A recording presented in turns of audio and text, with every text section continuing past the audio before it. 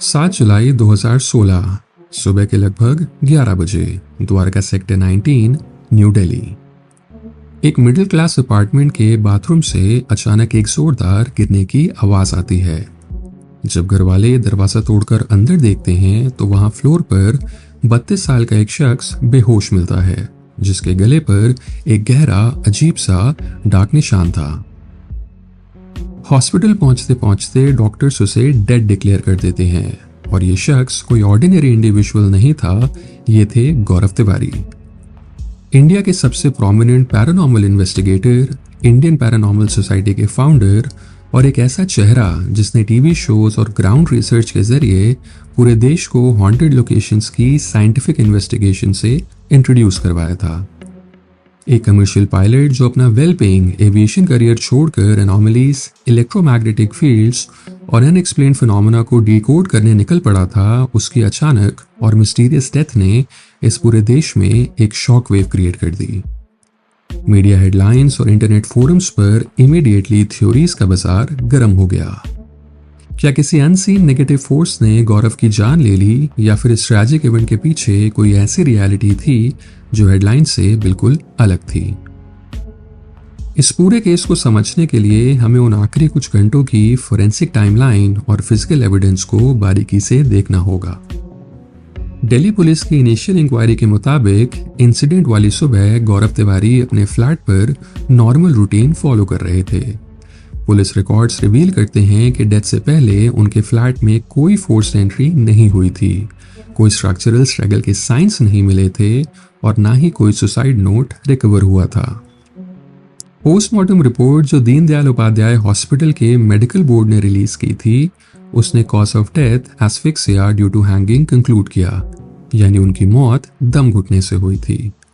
और forensic experts के records के मुताबिक गले पर जो लिगेचर मार्क मिला था वो स्टैंडर्ड हैंगिंग पैटर्न से मैच करता था। लेकिन यहीं से केस में पहला मेजर कॉन्ट्रडिक्शन एंटर होता है। फैमिली मेंबर्स और उनके क्लोज कलीग्स ने इस ऑफिशियल नैरेटिव को एक्सेप्ट करने से साफ मना कर दिया, क्योंकि जिस बाथरूम में ये इंसिडेंट हुआ था वहां हैंगिंग के लिए कोई obvious high anchor point exist ही नहीं करता था। जब इन्वेस्टिगेशन और गहराई में गई तो उनकी पर्सनल लाइफ और मेंटल स्टेट को लेकर काफी इनकंसिस्टेंट थ्योरीज सरफेस होने लगी।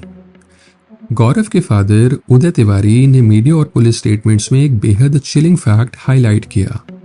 उनके मुताबिक इंसिडेंट से लगभग 1 महीना पहले से गौरव अपनी वाइफ को कंटिन्यूअस डिस्ट्रेस में बता रहे थे कि कोई डार्क नेगेटिव फोर्स उन्हें कॉन्स्टेंटली फॉलो कर रही है और उन्हें कंट्रोल करने की कोशिश कर रही है।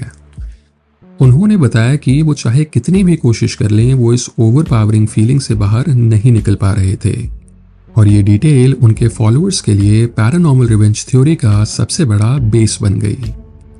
इंटरनेट पे ये नैरेटिव रैपिडली सर्कुलेट होने लगा कि भानगढ़ फोर्ट, लंबी देहार माइंस और दिल्ली के हॉन्टेड रूइंस जैसे 6000 से ज़्यादा लोकेशंस इंस्पेक्ट करने के बाद किसी ईविल एंटिटी ने उन्हें फिजिकली टारगेट किया था। लेकिन जब इन्वेस्टिगेटिव अप्रोच से इस क्लेम को एनालाइज किया जाए तो एक अलग पर्सपेक्टिव इमर्ज होता है। गौरव एक लंबे समय से आइसोलेटेड प्लेसेस में रातें गुजार रहे थे और continuous exposure to isolated extreme environments, constant night shifts और सीवियर साइकोलॉजिकल स्ट्रेस किसी भी ह्यूमन माइंड के कॉग्निटिव बैलेंस को डीपली ऑल्टर कर सकता है। फिर पुलिस इन्वेस्टिगेशन ने उनके फाइनेंशियल रिकॉर्ड्स और उनके बिजनेस स्ट्रक्चर को ट्रैक करना भी शुरू किया। इंडियन पैरानॉर्मल सोसाइटी को मैनेज करना और एक्सपेंसिव पैरानॉर्मल इक्विपमेंट जैसे full spectrum cameras, EVP recorders और K2 मीटर्स को मेंटेन करना फाइनेंशियली सस्टेनेबल नहीं रह गया था। उनके बैंक अकाउंट्स और कम्युनिकेशन हिस्ट्री से पता चला कि उनके ऊपर सिग्निफिकेंट डेट अक्यूमुलेट हो रहा था और प्रोफेशनल लेवल पर वो सीवियर फाइनेंशियल स्ट्रेन फेस कर रहे थे। इसके अलावा उनकी शादी को सिर्फ 7 महीने हुए थे और डोमेस्टिक टेंशन की कुछ रिपोर्ट्स भी लोकल पुलिस स्टेशन के केस डायरी डॉक्यूमेंट्स में मेंशन की गई थी। इन्वेस्टिगेटर्स के लिए ये क्लियर सर्कमस्टेंशियल एविडेंस था जो एक्सट्रीम मेंटल स्ट्रेस और क्लिनिकल डिप्रेशन की तरफ पॉइंट कर रहा था। पर यहाँ पर एक और क्रूशियल इनकंसिस्टेंसी थी। उनके क्लोजेस्ट रिसर्च पार्टनर्स ने कंसिस्टेंटली क्लेम किया कि गौरव नेक्स्ट वीक के इन्वेस्टिगेशंस शेड्यूल कर रहे थे, इंटरनेशनल कॉन्फ्रेंसेस के लिए ट्रैवल प्लान कर रहे थे और सुसाइड करने वाले किसी भी टिपिकल इंडिविजुअल का कॉग्निटिव प्रोफाइल उनसे मैच नहीं करता था।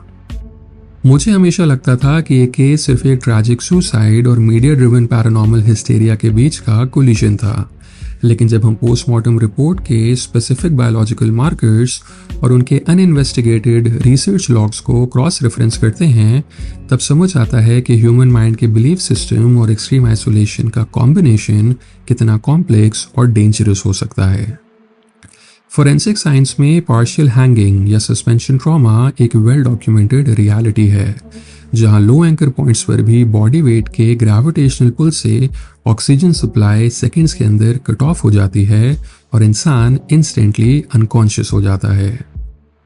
दिल्ली पुलिस की फाइनल फोरेंसिक फाइंडिंग्स इसी कंक्लूजन पर आकर रुकती है कि ये case external biological foul play का नहीं था, लेकिन गौरव का वो साइकोलॉजिकल ब्रेकडाउन जिसने उन्हें ये कदम उठाने पर मजबूर किया, किस चीज से ट्रिगर हुआ था, इसका आंसर किसी भी ऑफिशियल डॉक्यूमेंट में अवेलेबल नहीं है। एक ह्यूमन बीइंग जो सालों तक डर, डार्कनेस और अननोन फिनोमेना को कंटिन्यूअसली परस्यू करता रहा, क्या वो उन्हीं शैडोज का शिकार हो गया जो उसने कंस्ट्रक्ट की थी, या फिर रियल वर्ल्ड फाइनेंशियल और डोमेस्टिक प्रेशर ने उन्हें इस टिपिंग पॉइंट पर लाकर खड़ा कर दिया जहां से रिकवरी इम्पॉसिबल लगने लगी थी। गौरव तिवारी की लेगेसी आज भी इंडियन इन्वेस्टिगेटिव सर्किल में एक वार्निंग साइन और एक प्रोफाउंड रिसर्च पैराडॉक्स बनकर खड़ी है। एक एम्बिशियस यूथ जिसने इंडियन टेलीविजन और पब्लिक इमेजिनेशन को लॉजिक और साइंटिफिक एक्सप्लोरेशन की दिशा में पुश करने की कोशिश की, उसकी अपनी लाइफ का आखिरी चैप्टर एक ऐसी अनरिजॉल्व्ड इन्वेस्टिगेशन बन गया जहां फिजिकल एविडेंस एक ड्राई मेडिकल रियलिटी डिपिक्ट करता है, जबकि उनके आखिरी शब्दों की मेमोरी जो उन्होंने अपने वाइफ को बोले थे, एक डिस्टर्बिंग अनआंसर्ड पजल बनकर हवा में तैरती रहती है। Thank you for listening to Co Bhavan. This was the tragic case of Gaurav Tiwari.